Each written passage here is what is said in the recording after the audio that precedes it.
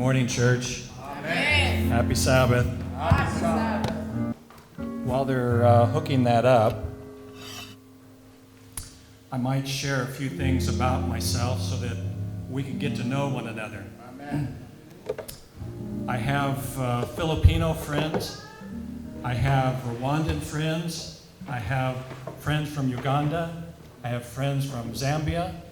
And I'm hoping and praying that I'll have friends from Malawi. Amen. Amen. My father was a military man. He was a Marine Corps officer. And I grew up in a non-Christian home. And my parents were good people. They were moral people, but I was born in Kansas City, Kansas. And that was it. In the military life, you move every 2 years or so. So I don't have a hometown where I grew up. Also, you've probably noticed in America, most of us have mixed up heritage. In other words, we're not purebred anything. I've got a whole bunch of different things that I'm people that are my ancestors. Let me set this up while I'm doing this. But my wife and I have 4 children, and 2 of those were adopted. And one of them is Korean and one of them is Chinese, North Chinese. And so we come from a little bit of a multiracial family as well. Amen. Amen. Simon was very gracious in sharing how I know you. I don't know that I know you real well, but I know about African time. Yes. Yes. And I know and I appreciate the family orientation of African people. I fell in love with that when I was in Grand Rapids working with the refugees there, and I'm pretty sure you probably have the same feeling about you all kind of raise your families together, in a sense. We used to do that in America, but we don't do it so much anymore, as America has become more and more modernized, you might say. We have lost a lot of good things. And sometimes I wonder if the Lord hasn't brought you folks over here to remind us of some of the good things we've lost. Today I want to talk about something that is dear to my heart, and I'm going to share a little bit of my own testimony in the midst of this message this morning. But it has to do with who we've been called to be. And I'd like you to turn in your Bibles to 1 Peter chapter 2, if you're not already there. 1 Peter chapter 2. And we're going to take a look at a very important concept. In fact, it is absolutely vital for us to understand. 1 Peter chapter 2, verse 9 and 10. I appreciate your reading that, Enoch. You did a good job. Praise the Lord. I'd like to go ahead and have another word of prayer as we get into God's Word. Let's bow our heads.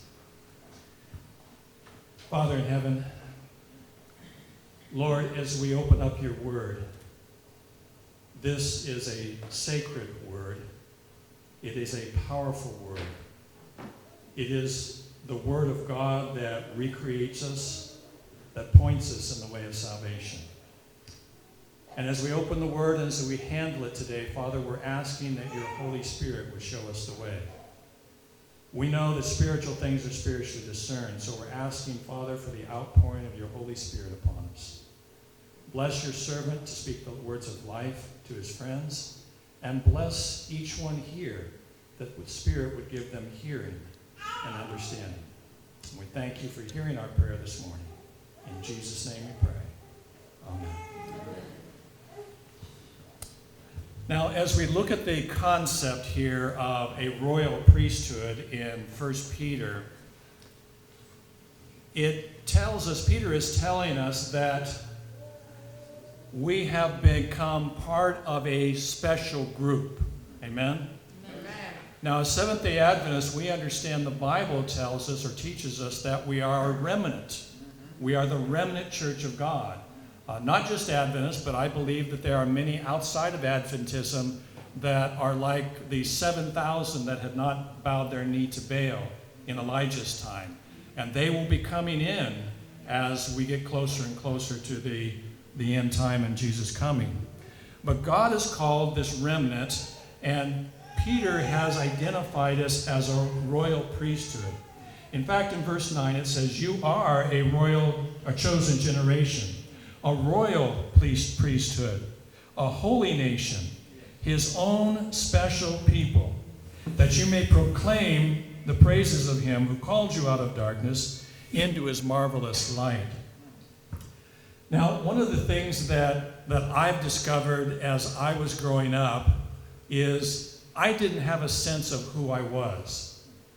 One of the things that we experience here in America, because we are not from a specific ethnic race in a sense, like most of you are, is that we sometimes struggle with who we are. We've only been in existence for about 300 years or so, as far as this melting pot of America. And so I entertained those questions a lot of times before I was a Christian. Who was I? What was my purpose in life? And I discovered as I looked around that, it seems that when people take certain jobs or they become part of a certain group, they wear certain clothes. For instance, our children, if they become pathfinders, they wear what? A pathfinder uniform, right? In some of our schools, they wear the uniform of that particular school.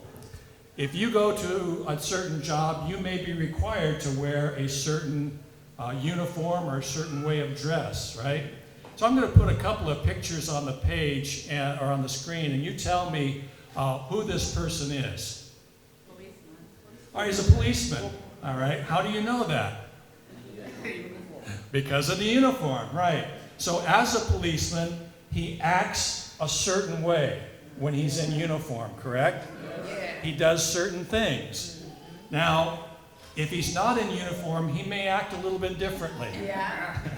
Hopefully, he'd still be courageous, trustworthy, and loyal, and friendly, and all that. But, we found sometimes in our recent history here that sometimes our policemen do not act like they should, even though they're in uniform. Amen? Yes. Sometimes they do some things that are not like policemen are supposed to be. Well, here's another one. Who is this? Doctor. He's a doctor, that's right. You guys are pretty good. Elder Scaromi told me that you were really intelligent, and I'm finding that to be true. So he's a doctor, and it's because, of course, he's wearing that white coat, and I don't think this shows up on there, it doesn't. And it has a stethoscope there, and doctors, of course, act like doctors. That's right. So here's another one. We have a what? A nurse. In this case, it would be a nurse. Now, used to be when I was growing up, all the nurses wore white hats and white uniforms, and that's what I'm used to. And okay, in your country too, yeah. And now today, you could say this person could be a lot of different things, but actually, she's a nurse. And of course, nurses do what? They do nursing things, right? They take care of people. They're kind and considerate, and they help with their illnesses and stuff. Now, again, this is a situation where sometimes there are some bad nurses, and we've all probably read about it, how they are not good to their patients. In fact, there's been some stories in the news where they have actually taken the lives of their patients. So, unfortunately, they've not been true to their uniform, you might say. Here's another one. What is this person? Looks like a carpenter, maybe you'd say, right? The husband, the father, and the son. He's got on his work belt there, and so here's a carpenter. So you get the idea. And carpenters do what? They build houses or whatever. Now, would you expect a nurse to be pounding a hammer and nails? No, you wouldn't expect that. Would you expect the carpenter here to be taking somebody's organ out or doing an operation on them? I hope not. Right. So the whole idea, the whole concept here is that when we see somebody in a certain type of uniform, we expect them to act a certain way, correct? Our pathfinders are supposed to act a certain way when they're in uniform, even when they're not in uniform, but of course in uniform. So that's the concept here, and I began to think about that, and I thought, what am I? What do I belong to? What uniform am I supposed to be wearing? Well, here's another one. Who is this? A priest. Oh, this is a priest, that's right, good. So you guys have been getting 100% here. All right, very intelligent group. Well, we know that this is a representation of the high priest in the temple in Israel in the old days. And a high priest was dressed a certain way, and that dress or that uniform represented certain things, amen? And of course, we know that priests were supposed to dress a certain way. But we come to today, and sometimes we don't know what we are. And we don't know how we're supposed to act. Because as Christians, are we supposed to have a uniform on? Now be careful. Yeah. Yes, we are. Amen. Good for you. We're supposed to be dressed a certain way. And because of that dress, we act a certain way because of that uniform that we're wearing. Now, we're going to identify that a little bit more. But, you know, I found that just like this gentleman here, myself included, especially before I became a Christian, there's many of us Christians that don't understand the uniform or the dress that a Christian is supposed to be dressed in. And therefore, they oftentimes don't understand how to act, how they're supposed to behave. So, as we look at this morning, I want you to notice in verse 10, it says, 1 Peter chapter 2, verse 10, these people who are called a royal priesthood, a holy nation, his own special people, who were once not a people, but are now the people of God, who had not obtained mercy, but now have obtained mercy. How many of you have obtained mercy this morning? Amen. We all have. And you know, in one sense, beloved, we all fit in this category, that we were not a people at one time. In fact, we were, you might say, if anything, we were the people belonging to the Lord's adversary, the devil. Amen? Because we were all in sin, we were doing sinful things, and like myself, we didn't have a sense of belonging. But God loved us so much that he sent his son down here to die for us and to gather us out of the world and into a group of people, a called out people, into a chosen nation, a royal priesthood, a people who were once not a people, but are now the people of God. Amen? Who once didn't have any mercy, but now have obtained mercy. And God has given us an incredible heritage in this because, you know, when we were raising our children, our oldest is Korean. And she was going to school with white people for the most part when she was growing up. And she got to the age, I think she was probably about 10 or 11 or 12. And she got to the point where she began to notice, probably not for the first time, but she began to notice that everybody around her had round eyes and not the almond eyes of the Asians, of the Koreans. And she began to notice more and more that she was different. And she didn't want to be different. She wanted to fit in, right? And that sometimes happens with children. They begin to notice their differences, you know, as they compare themselves with their friends and all. And she came home one day and she was just really bummed out and she'd been crying a little bit. And her mom talked to her, my wife talked to her, and she says, "Honey, why are you crying?" And she says, "Because I'm different." And Sandy said, "Well, what do you mean you're different?" Well, she says, "I don't look like everybody else. My skin is different, my eyes are different, you know, and everything, and I just want to be like everybody else." And the Lord gave my wife, I think, an insight, divine wisdom at that moment. And she said to her, "Honey, do you remember how we raise certain kinds of dogs? At that time, they raised Cocker Spaniels. It's a purebred dog here in America. And she said, "Do you remember how we've raised certain dogs that they're called purebreds?" And she says, "Yeah." And she said, "We get a lot of money for those when we sell them, don't we?" She said, "Yeah." "Do you know that if you get a regular dog, what's called a mongrel or just a mutt, that you can't even give those away sometimes, right? You can't sell them." And Heidi said, "Yeah, but I don't understand. What's that got to do with me?" Well, she said, in America, us Americans, we are not purebred. We are mutts. You can say amen to that. We're mutts. Amen. But you are a purebred. Amen. You're 100% Korean. Amen. That means you're very valuable. And her face lighted up. She says, "Oh, that makes sense." Amen. And so it gave her a sense of value that she hadn't had before. Now, obviously, we don't want to get our value in the fact that we're Korean or that we're Chinese or that we're Malawi.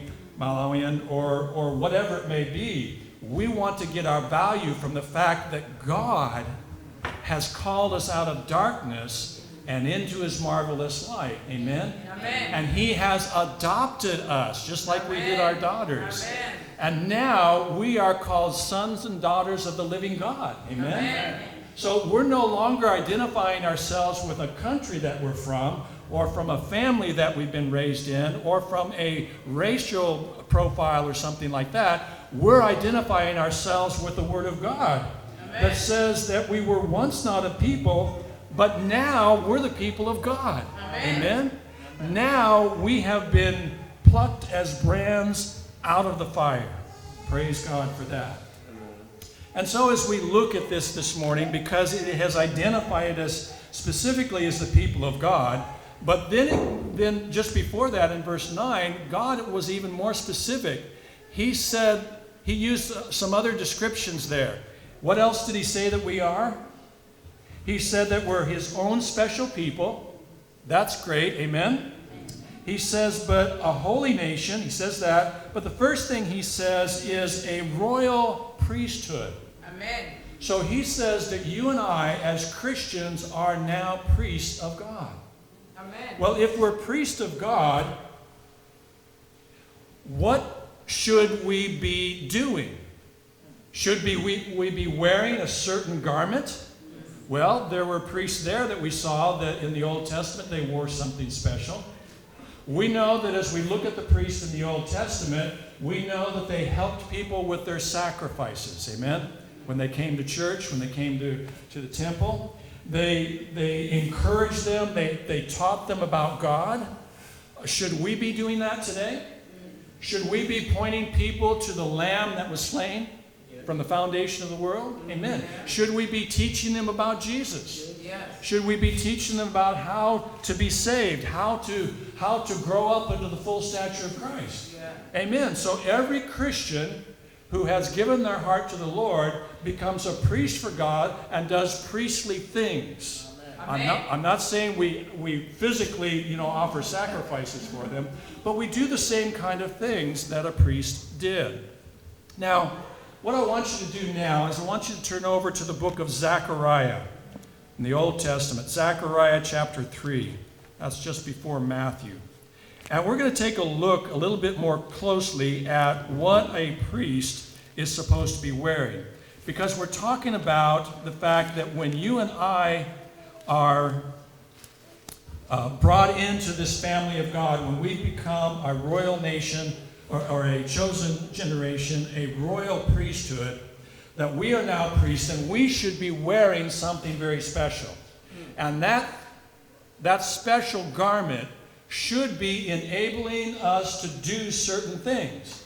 Now in Zechariah chapter 3, verse 1, it says, "Then he showed me Joshua the high priest standing before the angel of the Lord, and Satan standing at his right hand to oppose him." So here you have the picture. It appears to be in Jerusalem. We don't know exactly where it's at, but we do know it's in the temple, right? And so we have the angel of the Lord standing by Joshua the high priest, and then who's standing at his right hand? Satan is standing at his right hand. Now, it's interesting the position of Satan. What hand is he standing at? The right hand. Now, I want to apologize to all of you that are lefties, but the Bible usually focuses on the right hand of God, right? The right hand is the arm of power, the place of privilege and of strength. But in this sense, this is not a good thing, because he's on Joshua's right hand. And that kind of indicates that Joshua's strength is where? With the devil, and what is not good. But notice what God does in verse 2. "And the Lord said to Satan, 'The Lord rebuke you, Satan. The Lord who has chosen Jerusalem rebuke you. Is not this a brand plucked from the fire?'" So God pronounces a good thing here. He says, "I have chosen Joshua, this high priest, and I plucked him as a brand out of the fire. Even though at some time he might have been your right arm, Satan, I've now redeemed him. I've plucked him as a brand out of the fire. Notice what it says in verse 3, though. Now Joshua was clothed in filthy garments and was standing before the angel. Now, who is Joshua here? What did we just read in verse 1? He's a high priest. He's a priest of God, right? But what does it say he's dressed in? He's dressed in filthy garments, right? Now, in the Bible, what do filthy garments represent? Represents sin. That's right. Our righteousness is as filthy rags. So we can very clearly identify the fact that Joshua is a sinner here. He's dressed in filthy rags, and filthy rags cause you to do what? They cause you to sin. Every one of us was born with filthy rags, as it were. No matter how well we dress up, if we have not accepted Jesus Christ as our personal Savior, we go around doing what filthy rags cause us to do, which is to sin. That's right. That's what I did before I became a Christian, and that's what we all do. But notice it goes on in verse 4, Then he, God, answered and spoke to those who stood before him, saying, Take away the filthy garments from him. And to him he said, See, I have removed your what? Your iniquity from you. Now, just in case you didn't know what the filthy garments represented, now we do, right? He says, I've taken the iniquity from you. Because when he took away the filthy rags, he also took away the sinfulness, the sinful behavior. And I will clothe you with rich robes. And I said, let them put a clean turban on his head. So they put a clean turban on his head, and they put the clothes on him, and the angel of the Lord stood by. So where is Joshua getting these clothes from? According to the Bible, where's he getting them from? He's getting them from God. This is not something you can go downtown in Niles here, or Berrien Springs, or Detroit, or Chicago. You can't buy this stuff on the earth. God got it from heaven, as it were. God does the buying of these clothes. And notice who puts the clothes on. So it says in verse 5, so they put a clean turban on his head, and they put the clothes on him. So we don't dress ourselves in this particular garment. God does the dressing, amen? This is all done outside of us. We are not the ones doing the dressing. Does that make sense? So it appears as though if we're going to be like a priest and dressed like a priest, like Joshua, we need to go through the same kind of experience he went through, right? Amen. We know that the devil stands against every single one of us. How many of you have had problems with the devil this last week? Come on, raise your hands. I'm sure you did. I'm sure you had thoughts come into your mind that weren't right. I'm sure you thought you did something that wasn't right. I'm sure maybe you said something you weren't right. How many of you are perfect in traffic and driving? Huh? Isn't that one of the places where the devil really gets to you sometimes? And you know, you just wish everybody get off the road so you could drive perfectly safe, right? Yeah. And sometimes we have some choice words for those other drivers. You know, the devil is right there, isn't he? The devil is right there to encourage that bad attitude. I've had that problem too. And so here we need to be willing to give up the devil's place in our lives and his encouraging us to do sin. And we need to let the Lord take that filthy garments off of us. And we need the Lord to dress us in his robe of righteousness. Amen. In fact, you know, if we go to Revelation 19:7, I have it on the screen here, but we can understand here that in the last days with God's church, she's going to be dressed a certain way as well. We've read in 1 Peter chapter 2, verse 9, that we have a royal priesthood. That priesthood we found in Zacharias to be dressed a certain way. But we also see that picture in Revelation 19, which is talking about the remnant church, the last day church. Here it is. Let us be glad and rejoice and give him glory. For the marriage of the Lamb has come, and his wife has made herself ready. How has she made herself ready? It goes on to say, and to her it was granted that she should be arrayed in fine linen, clean and white. For the fine linen is the righteousness of the saints. Now, this is a picture in symbolic language of how the last day church, the church that Peter talked about, that's a royal priesthood, is clothed or dressed in pure white. And we know that the white in the Bible represents what? Represents righteousness. And in this case, it represents the robe of Christ's righteousness. Amen? Amen. And so we can see this concept then of a royal priesthood being dressed a certain way is very biblical. It's very solid. And in fact, it also talks to us about how we ought to be acting as priests of God. That when you put on the priesthood, the dress of the priest, you ought to be behaving like a priest. Now, let's go over to Matthew 22. We'll take a look at this. We're coming closer here to the crux of the matter. Matthew 22, and we're going to take a look at the story about the wedding feast.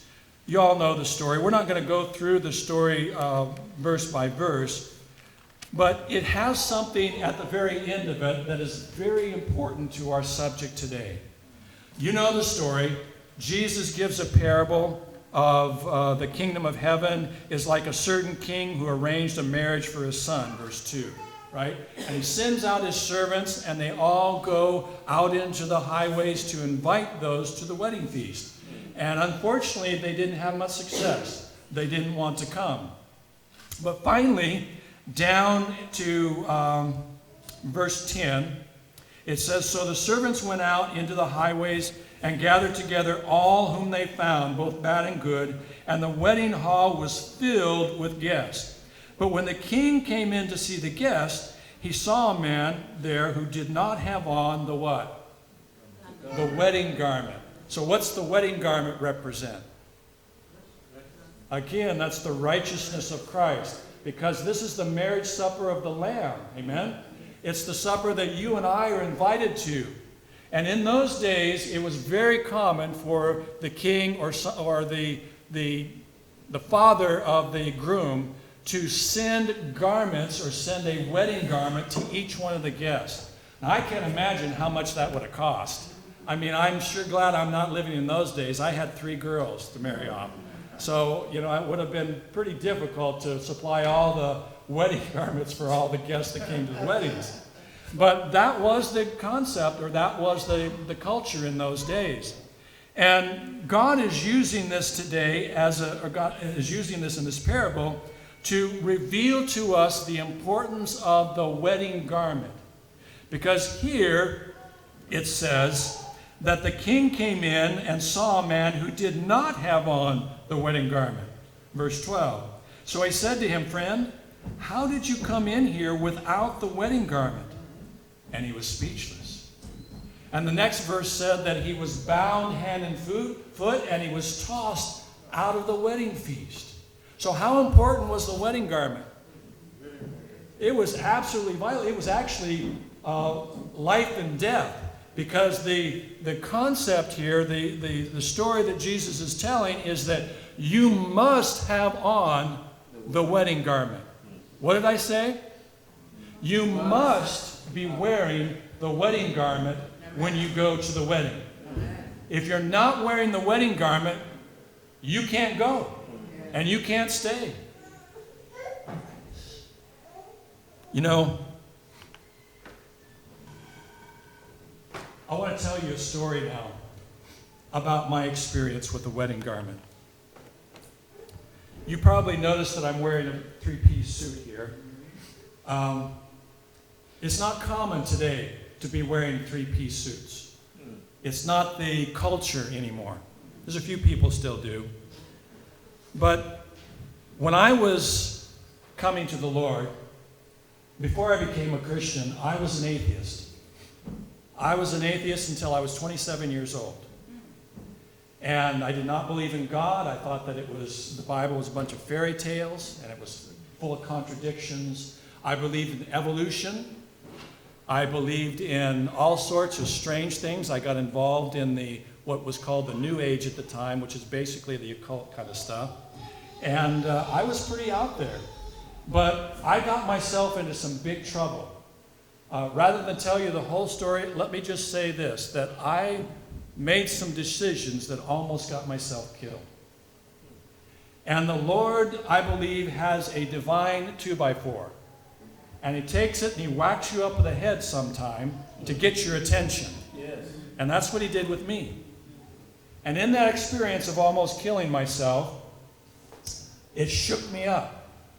And I realized that what I thought was true, what I thought was right, had led me almost to my death. And so I began to search a little bit more. And I had tried Buddhism. I dabbled a little bit in Hinduism. I dabbled in Confucianism. I dabbled in existentialism, of course, atheism and all. But I'd never gone into Christianity. And so I began to search into Christianity.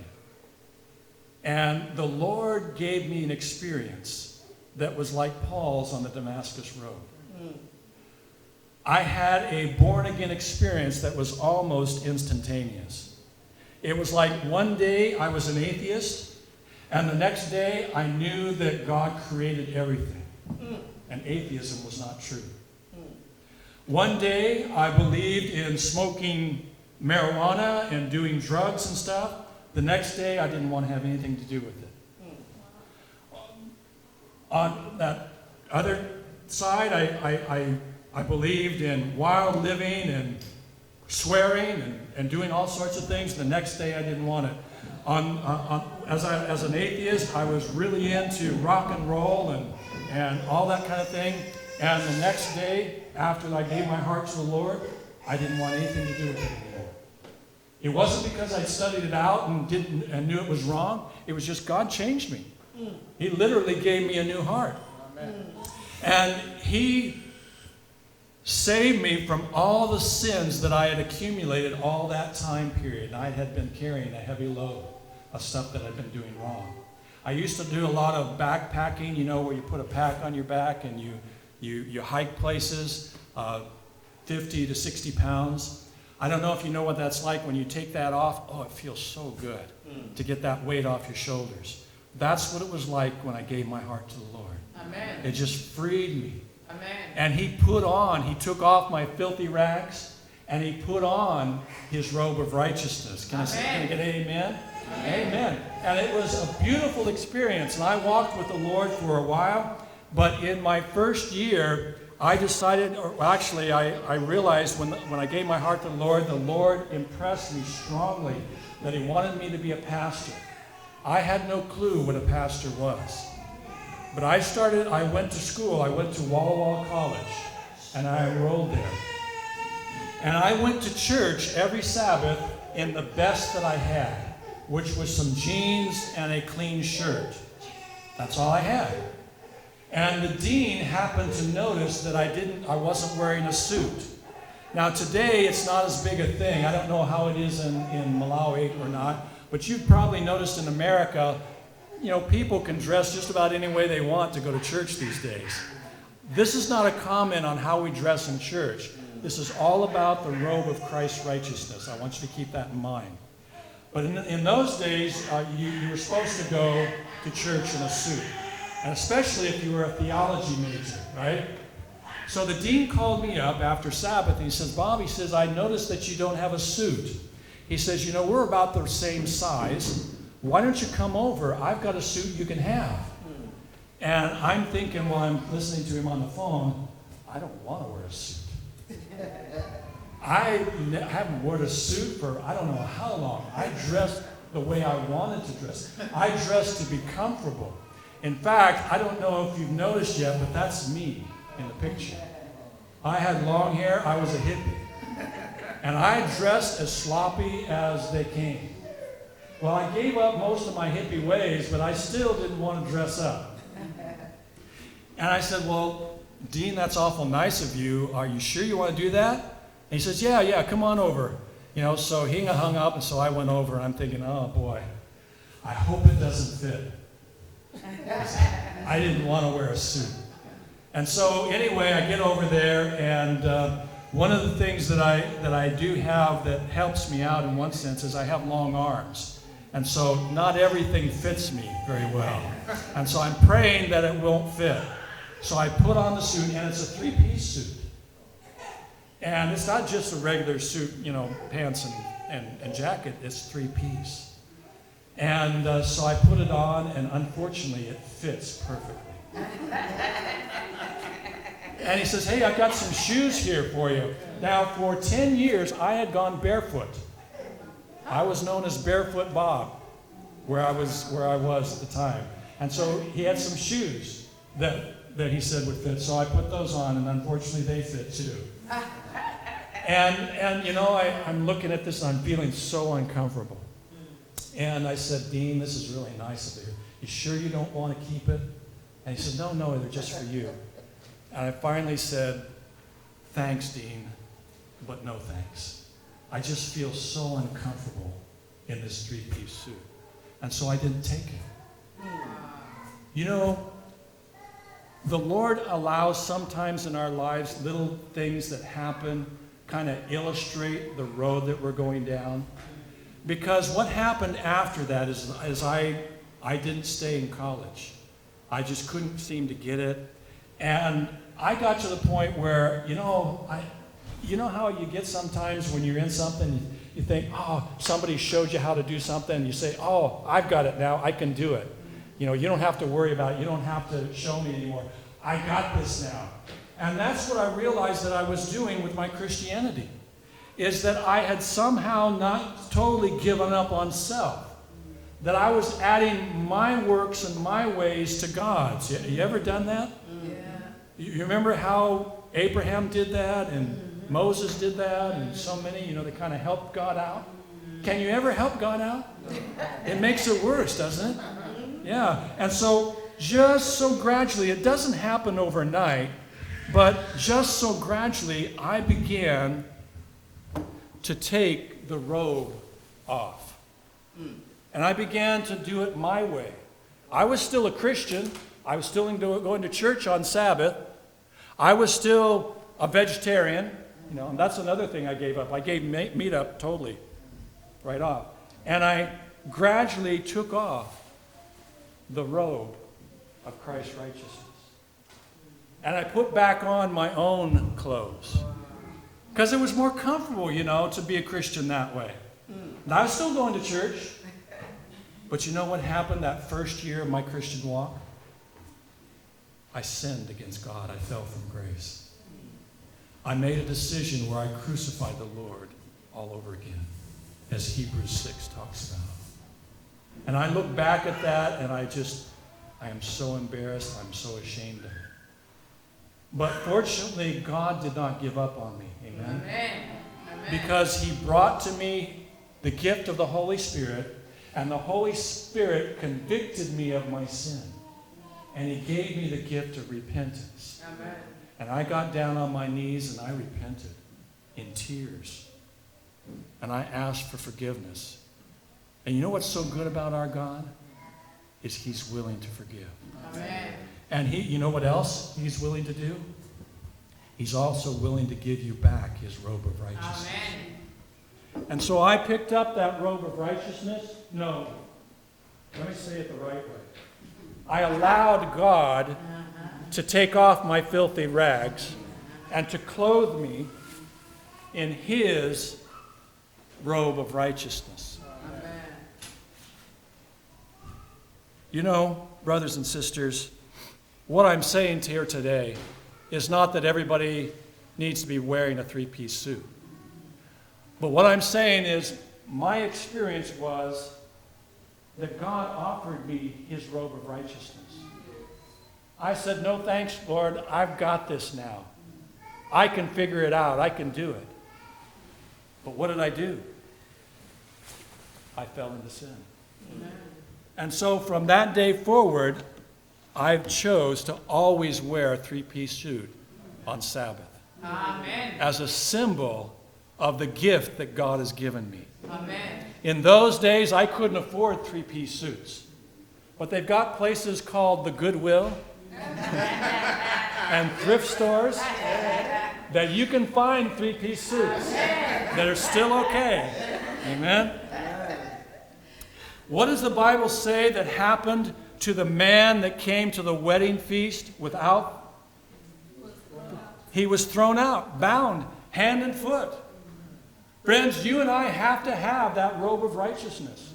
It cannot be of our own making. Jesus said through Peter in 1 Peter 2:9, "But you are a chosen race.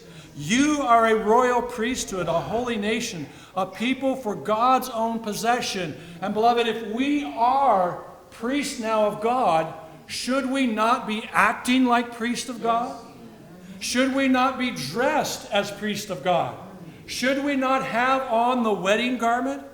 Shouldn't we be wearing that robe of Christ's righteousness that not only identifies us as Christians, but also enables us to be Christians? You see, Job says in Job 29:14-17, he says, "I put on righteousness, and it clothed me. My justice was like a robe and a turban. I was eyes to the blind and feet to the lame." I want you to notice what Job says. When he's wearing the robe of righteousness, he does certain things. Amen. He acts a certain way. Amen? He was eyes to the blind, feet to the lame. I was a father to the needy, and I searched out the cause of him I did not know. I broke the fangs of the unrighteous and made him drop his prey from his teeth. Oh, beloved, when you and I have been called to be a priesthood for God, a royal priesthood, we have been given a wedding garment. We've been given the robe of Christ's righteousness.